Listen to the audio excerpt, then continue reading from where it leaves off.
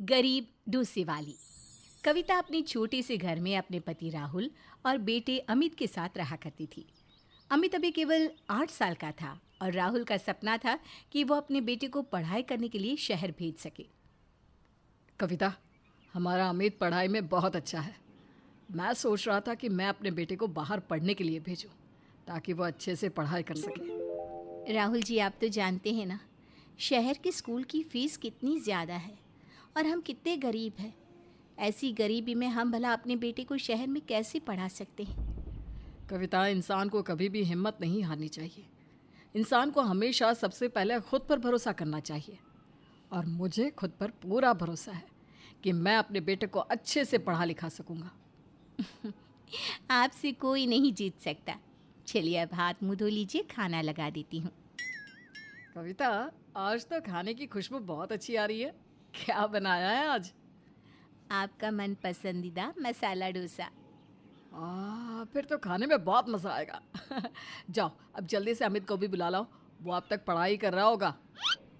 कविता अमित के कमरे में जाकर उसे बुलाती है और सब एक साथ बैठकर मसाला डोसा बड़े ही स्वाद लेकर खा रहे थे। हर बार की तरह आज भी कविता ने बड़े ही प्यार से मसाला डोसा बनाया था और शायद इसीलिए कविता के हाथों का मसाला डोसा इतना लाजवाब होता कि कोई भी उसकी तारीफ किए बिना खुद को रोक नहीं पाता। सच में कविता, तुमने बहुत ही लाजवाब डोसा बनाया है। अरे, तुम ऐसा क्या डालती हो अपने डोसे में?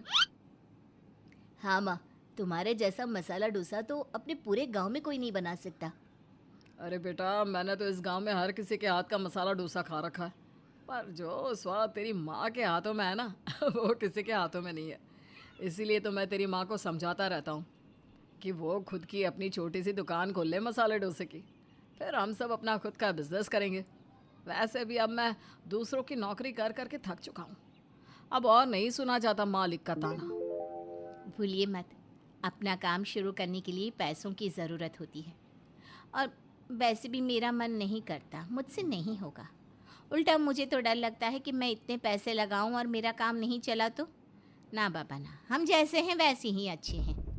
इस तरह से कविता अपने पति के इस आइडिया को ठुकरा देती है, जिस वजह से राहुल भी कविता को अब डोसा बेचने के लिए फोर्स नहीं करता। इसी तरह कुछ दिन बीत जाते हैं और एक दिन। क्या हुआ जी, आज आप इतने परेशान क्यों नज़र आ रहे हैं? सब कुछ ठीक तो है ना? कविता, कुछ ठीक नहीं है।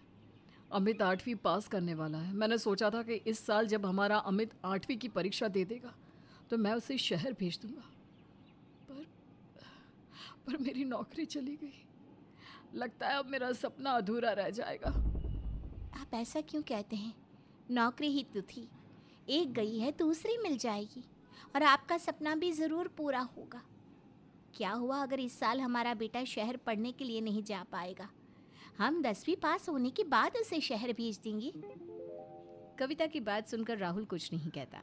अब इसी तरह से 3-4 दिन बीत जाते हैं और एक दिन राहुल कविता से कहता है।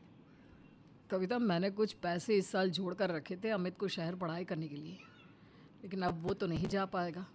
तो मैं सोच रहा हूँ कि क्यों ना हम एक दुकान किराए पर ले लें और तुम्हारे हाथों का बना मसाला डोसा बेचें। देखना, तुम्हारे हाथों के बने मसाले डोसे बहुत जल्द पूरे गांव में फेमस हो जाएंगे और हमारी बहुत अच्छी आमदनी भी होगी। राहुल जी, आप बात को समझती क्यों नहीं हैं? आपने वो जो पैसे बचाए हैं आने वाले बुरे समय के लिए है। अगर आप उन पैसों को ऐसे कामों में लगा देंगे तो वो बर्बाद हो जाएंगे। आप जानते हैं ना कि मेरे बस की नहीं है अपने डोसे का बिजनेस करना। मैंने कभी भी इतने लोगों के लिए मसाला डोसा नहीं बनाया और अगर मैं नहीं कर पाई तो हमारे सारे पैसे डूब जाएंगे, हम रोड पर आ जाएंगे। कविता, एक बार हिम्मत तो करो। अगर तुम इसी तरह से डरती रहोगी तो आगे कैसे बढ़ोगी? राहुल कविता को काफ़ी समझाता है, पर कविता उसकी एक नहीं सुनती। वहीं दूसरी ओर काम ना मिलने की वजह से राहुल अब डिप्रेशन में चला जाता है और एक दिन जब राहुल काम की तलाश में रोड पर जाता है तो उसका एक्सीडेंट हो जाता है और मौके पर ही उसकी मौत हो जाती है। राहुल के जाने के बाद कविता पर दुखों का पहाड़ टूट पड़ता है। कविता के लिए अब अकेले घर चला पाना मुश्किल हो रहा था, इसलिए वो राहुल के बचाए हुए सभी पैसे भी खर्च कर देती है। राहुल ने जो बचत करी थी वो सारी खत्म हो गई।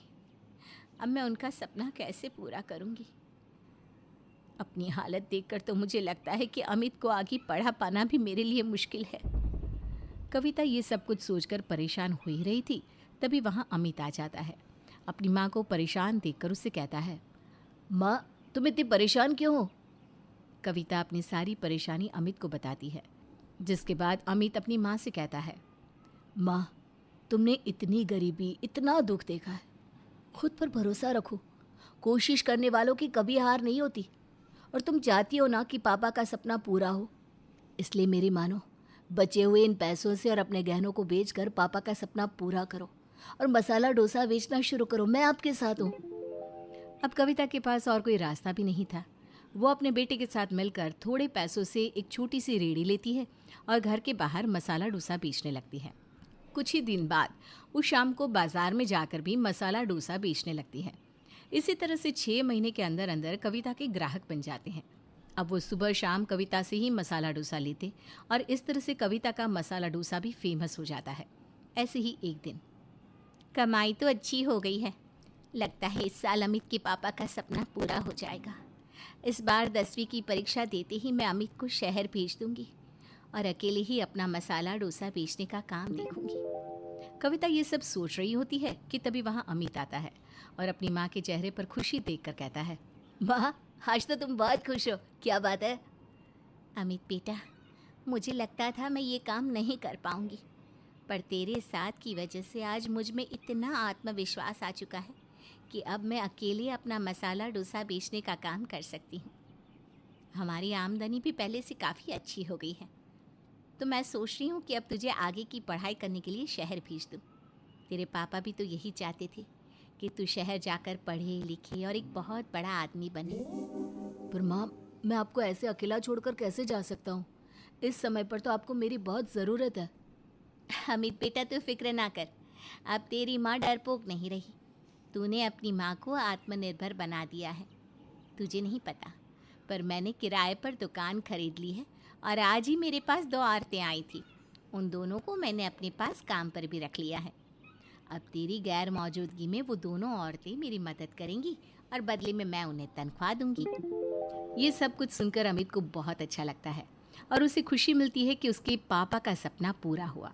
बस अब क्या था, अब हंसते हंसते अमित शहर जाता है, खूब पढ़ाई करता है।